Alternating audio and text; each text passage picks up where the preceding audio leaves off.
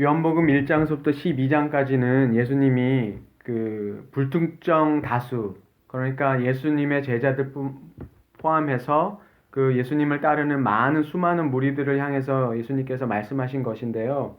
이 13장 이후서부터는 예수님께서 특별히 그 제자들을 향하여서 주님께서 말씀하고 계시거든요. 그러니까 예수님께서 이제 십자가로 가실 때 그것을 준비하시면서 당신의 사랑하는 제자들에게 주님의 그 가르침을 이제 주고 계시는 거죠. 그러니까 예수님이 지금 13장에서는 지금 6월절 그 만찬을 제자들과 함께 하시고 계셔요. 그래서 13장 1절에 예수님께서 6월절 전에 예수께서 자기가 세상을 떠나 아버지께로 돌아가실 때가 이른 줄 아시고 세상에 있는 자기 사람들을 사랑하시되 끝까지 사랑하시느니라. 그러니까 예수님이 그 제자들을 끝까지 사랑하신 그 모습을 요한이 지금 얘기하고 있는데, 예수님께서 식사를 먹는 중에 이제 식사를 하시다가 제자들에게 먹는 중에 이렇게 말씀하셔요. 아버지께서 모든 것을 자기 손에 맡기신 것과 자기가 하나님께로부터 오셨다가 하나님께로 돌아갈 줄 아시고, 그리고 그 먹는 중에 갑자기 예수님께서 겉옷을 벗고 수건을 가져다가 허리에 두르시고, 그러니까 종이하는 그 모습을 그대로 하신 거예요, 지금. 그래서 대야에 물을 떠서 제자의 발을 씻으시고 그 수건으로 닦아주셨다. 이렇게 얘기하고 있는데, 우리가 세례 요한이, 그쵸? 예수님에 대해서 얘기할 때 나는 그분의 신발끈을 매기에도 합당치 못하다 라는 얘기를 했잖아요. 근데 예수님이 지금 여기서 어떻게 하고 계세요? 그것보다 더 하시죠? 뭐냐면 그 세례 요한은 신발끈 풀기에도 감당하지 못하겠는데 예수님은 아예 뭐예요? 제자들의 발을 씻기시잖아요. 그러니까 이 당시에 그 랍비가 있잖아요. 유대 랍비, 그 스승들이 있어서 그 사람들한테 배우는 제자들이 있었는데, 그 사람들도 뭐는 안 했다 그랬어요. 신발끈도 까지는 안 풀어줬다고요. 스승의 신발끈은. 예. 그래도 아무리 스승과 제자지만 그 선이 있었어요. 신발끈을 멜고 푸고 그거는 진짜 노예들이나 종이나 하는 거지 그것까지는 하지 않았단 말이에요. 근데 세례 요한은 자기는 그것까지도 하기에도 감당치 못한 사람이라고 표현을 했는데, 예수님은 그것보다 더 나가셔서 아예 거꾸로, 제자가 스승한테 그 정도도 안 한다는데 거꾸로 스승이신 예수님이 지금 제자들의 발을 씻고 계신 거는 진짜 낮아진 모습을 볼 수가 있죠.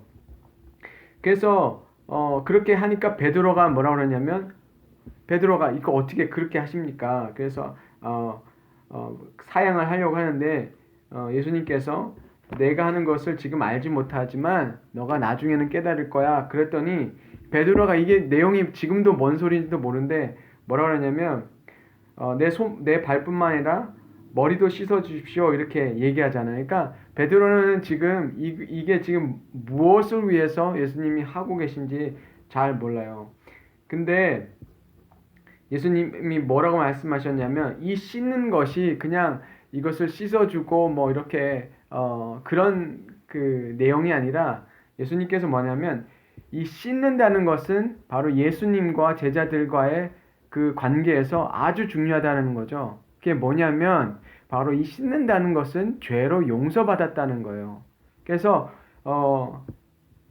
목욕한 자는 발밖에 씻을 필요가 없나니 온몸이 깨끗하니라. 너희가 깨끗하다 다는 아니니라. 이렇게 말씀하신 것은 바로 예수님을 믿는 그 제자들은 바로 예수님의 그 택한 자로서 그 죄 용서함을 받아서 예수님을 믿었기 때문에 그들은 어떻게 된 거죠?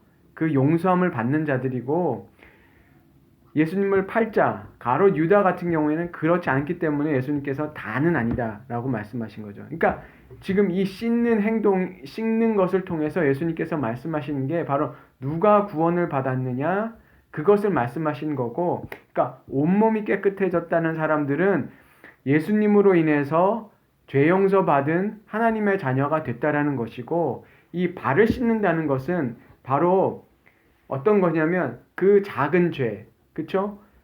예수님을 믿었지만 그들 안에 이렇게 죄가 있잖아요. 그러니까 그런 그 씻음이 필요하다는 거죠. 죄 용서함이. 그렇죠? 그런 것이 필요하다는 것을 예수님께서 보여주시기 위해서 그렇게 말씀하셨죠. 그래서 예수님께서 14절에 그 말씀을 하시잖아요.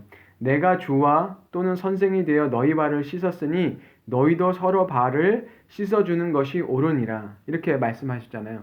그러니까 이게 발 씻어주는 우리가 부활절 오기 전에 그쵸 고난 주간에 세족식도 하고 그런 교회들이 많이 있어요. 근데 그것을 하는 것 그것도 좋은 건데 정말 예수님께서 제가 깜짝 놀라는 거는 이 세족식을 왜 하는지를 모르면서 세족식만 하는 경우들이 왕왕 있어요. 그러니까 이 세족식이 예수님이 6월절에 그렇게 하셨기 때문에 그냥 그렇게 해야 되는 게 아니라 그 의미를 알아야 된다는 거죠.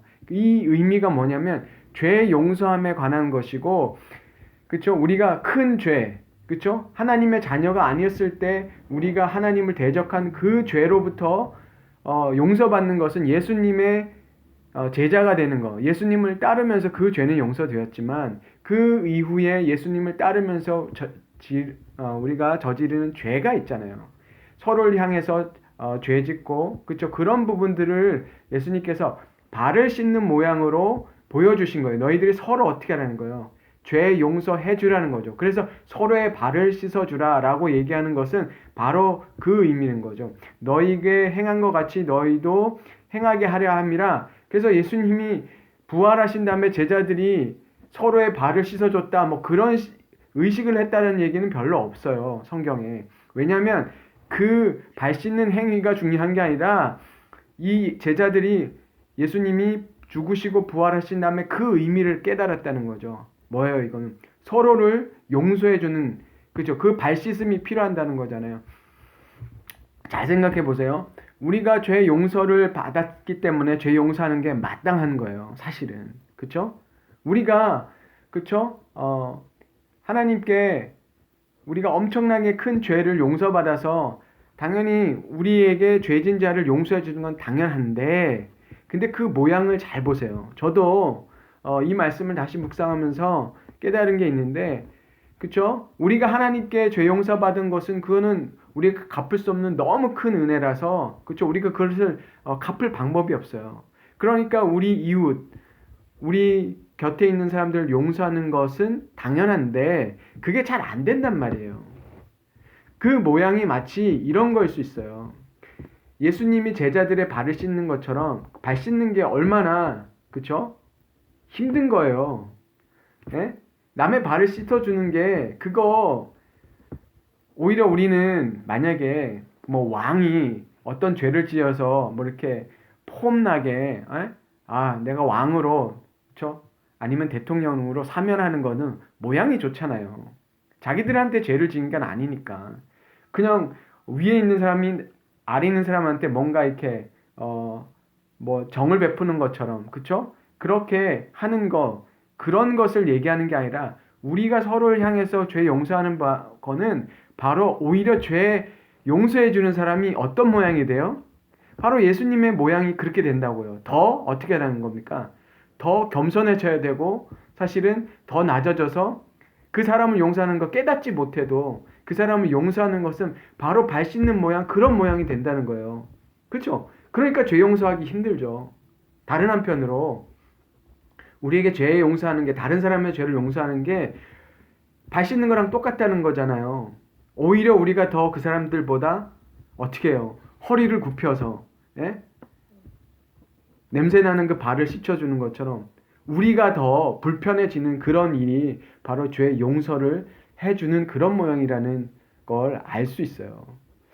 그런 부분에서 주님께서 그렇지만 예수님께서 이렇게 자기가 허리를 낮추어서 그쵸 제자들의 발을 씻어주신 것처럼 우리에게도 그렇게 하기를 원하시는 거죠. 제자들에게 예수님이 우리의 하나님을 믿지 않을 때 그 죄, 그쵸? 하나님을 대적한 그 죄를 용서해 주셨기 때문에 이후에 예수님이 이 제자들을 사랑하시기 때문에 제자들이 서로의 죄를 용서하고 그쵸? 용서받는 그것을 원하셨기 때문에 예수님은 그렇게 하셨어요. 저도 이 말씀 묵상해 보면서 그런 생각했어요. 아, 내가 죽기 전에 내가 우리 아이들에게 마지막으로 해줄 수 있는 게 뭘까? 네, 뭘 해주고 싶기를 원하세요. 근데 예수님이 하신 걸 보면 이렇게 큰 거 이런 걸 해주시는 게 아니라 우리가 일상으로 할 수 있는 거를 해주셨어요. 일상적으로. 발 씻는 거 매일 하잖아요. 그럼 제자들이 이걸 깨닫고 나서 맨날 발 씻을 때마다 베드로는 감격했을 것 같아요. 그쵸? 매일 발 씻으면서. 이제 유대 사람들은 샌들을 신고 다녔기 때문에 흙먼지 다 뒤집어 쓰고 집에 오면 발 씻잖아요.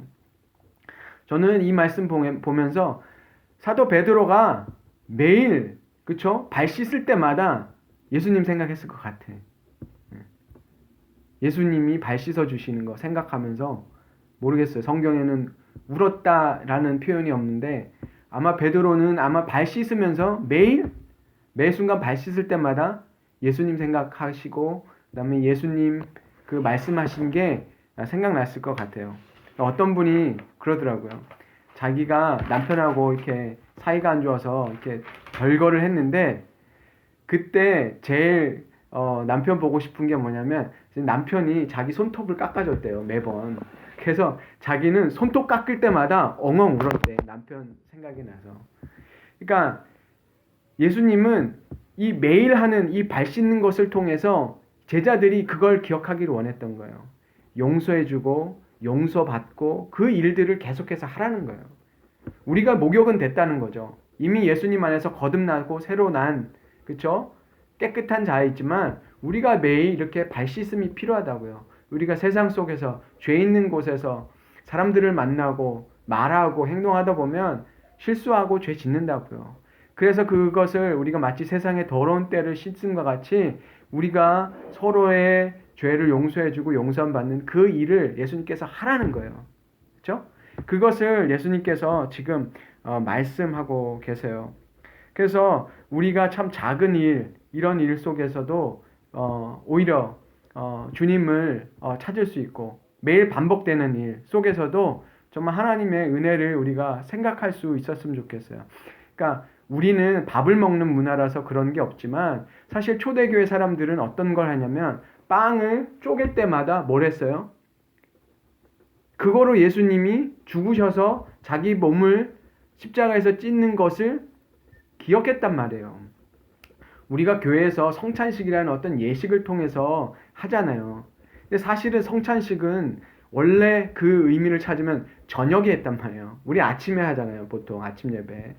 그러니까 이 저녁이라는 거는 뭐 시간이 중요한 게 아니라 바로 그 식사를 통해서 빵을 쪼개는 걸 통해서 예수님이 당신의 죽으심을 제자들에게 기억하게 하시고 용서받음을 기억하게 하셨단 말이에요. 그러니까 초대교회 사람들은 빵을 떼면서 함께 애찬을 나누면서 그것을 기억했다는 거죠. 그럼 매일 하잖아요.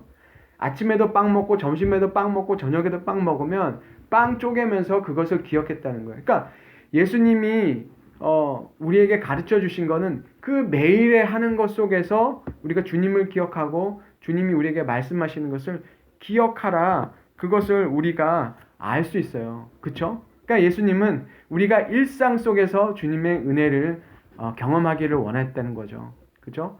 발 씻는 것에서, 밥 먹는 것에서, 그런 일상의 그 우리의 행동 속에서 정말 주님을 기억하도록, 그리고 이것을 보면 예수님이 정말 가장 사랑하셔서, 그렇잖아요.